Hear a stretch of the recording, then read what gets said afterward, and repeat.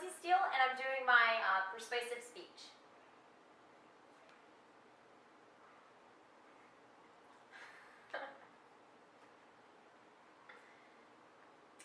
According to a 2012 report created by the New Teacher Project, written by Andy Jacob, Elizabeth Biahardi, and Kathleen Carroll, on average 10,000 of our highest achieving teachers leave the profession annually, an alarming number.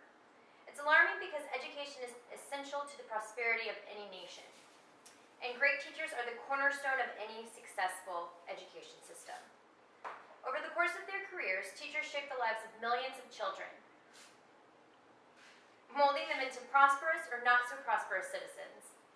It is good economically to invest in keeping teachers teaching longer so that we can see better long-term results.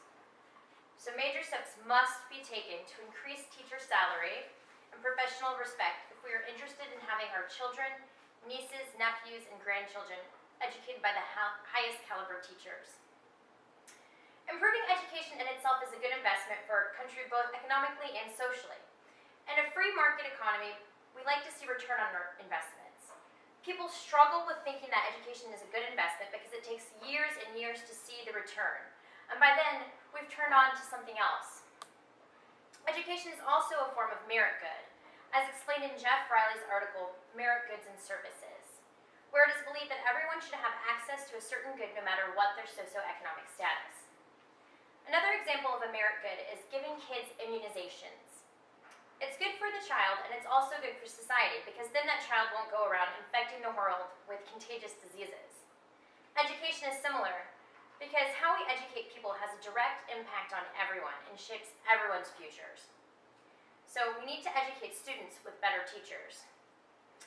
The problem is that there's a humongous teacher turnover rate. It costs the U.S. billions of dollars to replace the huge turnover of teachers each year. According to the policy brief written by Thomas G. Carroll for the National Commission on Teaching in America's Future, entitled The High Cost of Teacher Turnover, it costs $5 to $7 billion to hire and train new teachers each year. We need to invest in keeping the high-achieving teachers that we have that are leaving the profession. If we did that, we could forego wasting billions of dollars replacing them. We need to make sure they have a salary and respect that's commiserate with their education, that is on par with other professionals in the business world. Well, in saying that, countries that do invest money and respect into their teachers do have the best test scores. For instance, South Korea and Finland, two countries that revere their teachers, have some of the highest test scores in the world.